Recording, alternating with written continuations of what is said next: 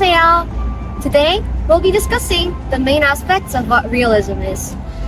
For this school of thought, we decided to come to this historical location called Seodaemun Prison History Hall.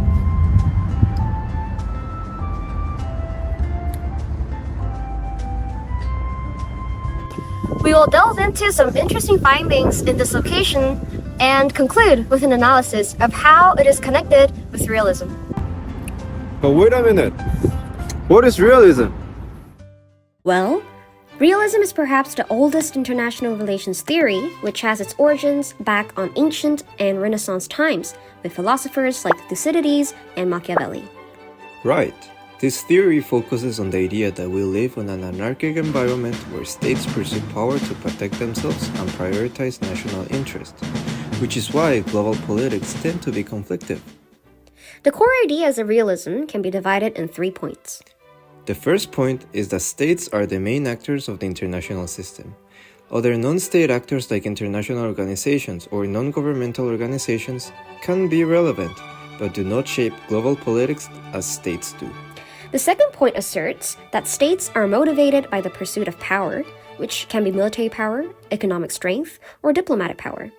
This is to ensure the state's survival and security. The last point refers to the anarchic nature of our international system, because there is no central power or world government to enforce rules and maintain global order. Therefore, states must rely on their own power to protect themselves.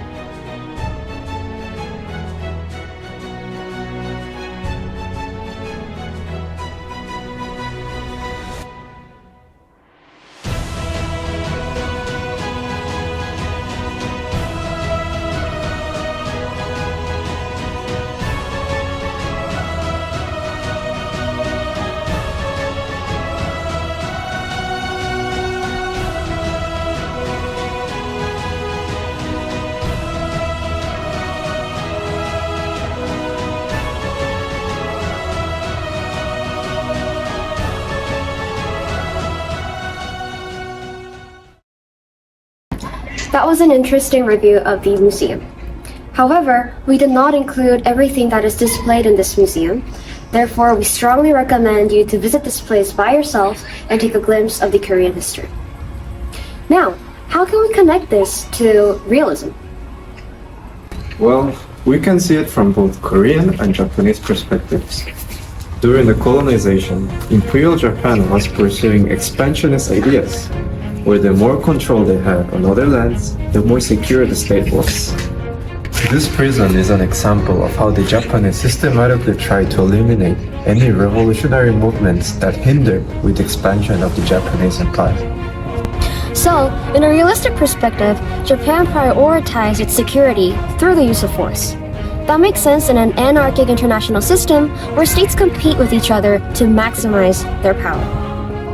That's right.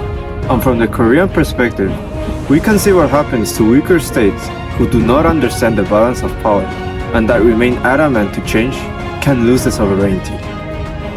Today, South Korea puts a lot of efforts into acquiring not only military power, but also economic and diplomatic power, showcasing the realistic view that the country has developed from the grievances of the past.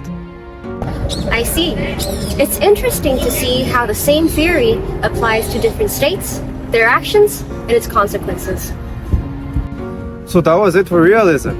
What are your thoughts on this historical place? What do you think about realism? Make sure to leave your comments below. We're always excited to see all your opinions. In the next video, we'll be discussing liberalism. So, stay tuned! Thank you for watching. Hasta la próxima.